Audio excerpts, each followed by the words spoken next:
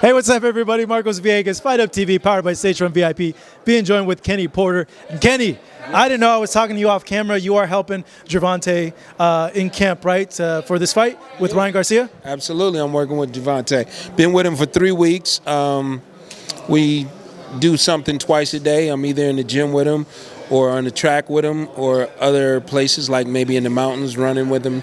You know, I'm doing a lot of different things with him right now. So backing up his coaches, Calvin Ford and Kenny Ellis, they're doing an excellent job. They decided, well, actually, Tank decided to bring me in, and so it's working out great. This is my second camp with him. The first camp was the Pitbull camp.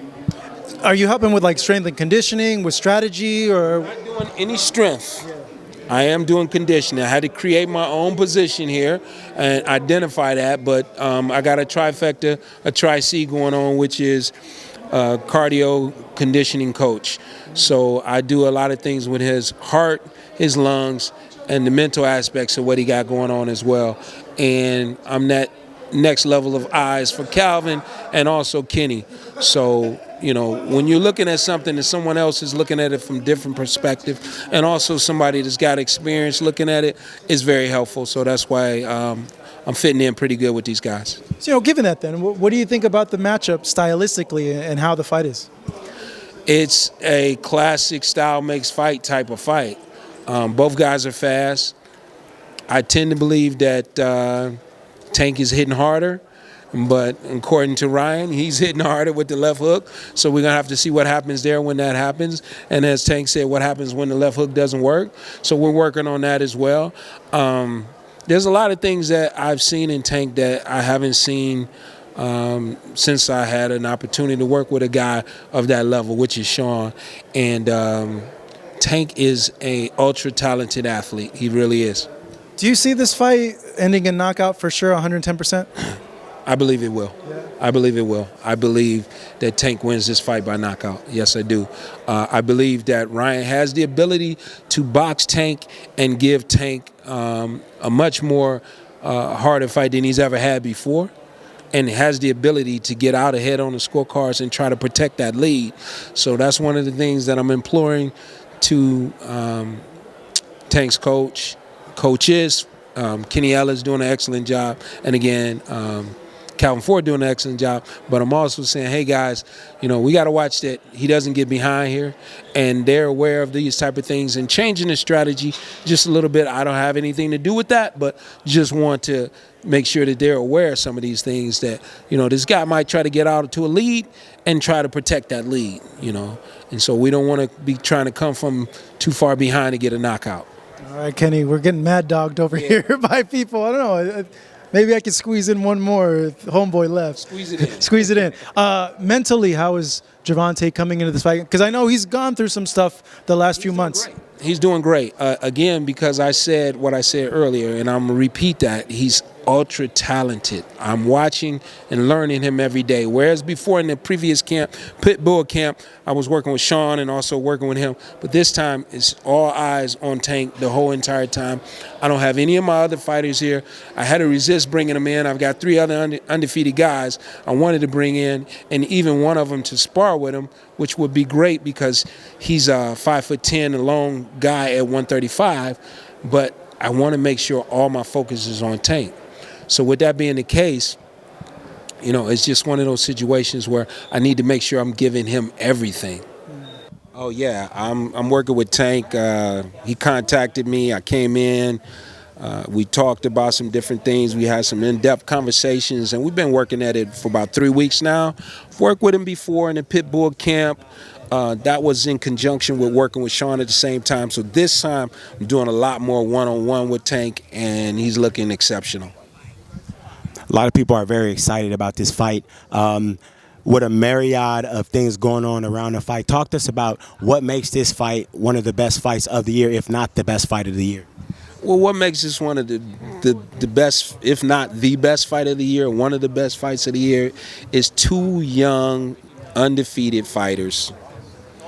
Champion in Tank Davis, undefeated fighter in Ryan Garcia, taking this challenge on at such a young age in their careers.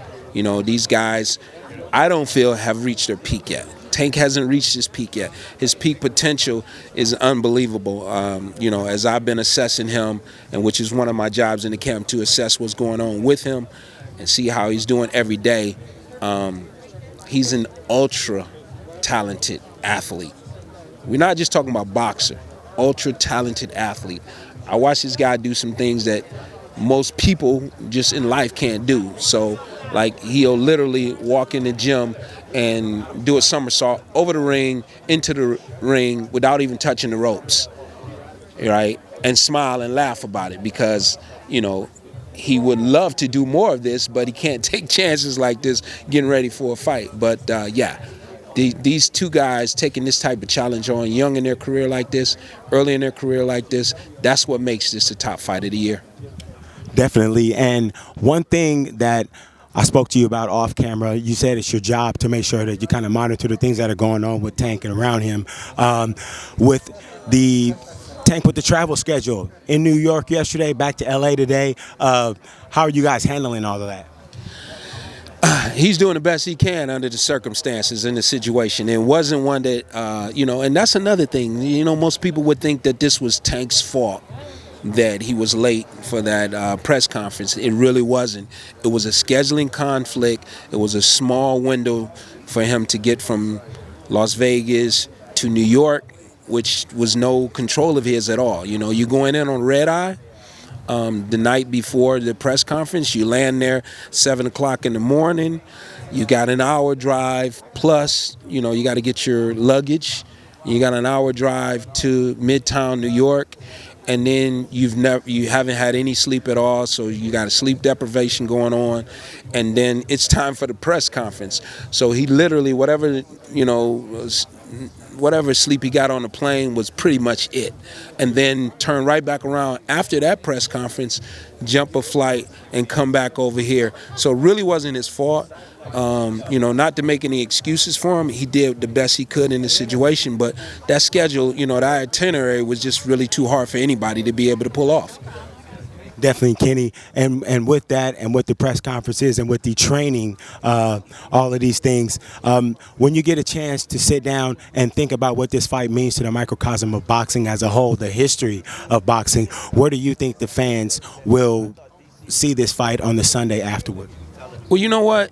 I think this is going to be up there with the top level fights that we've seen in, you know, over the years in boxing. The top level fights from, you know, Sugar Ray Leonard versus a Marvin Hagler on up, you know, to some of the more recent big fights that we've seen, you know, with Floyd Mayweather Jr. and Manny Pacquiao. This is right up there in that conversation with those guys. And if you have an opportunity to get to the arena, make sure you do. If you can't get to the arena, buy that pay-per-view because you don't want to miss this. This is going to be must-see TV.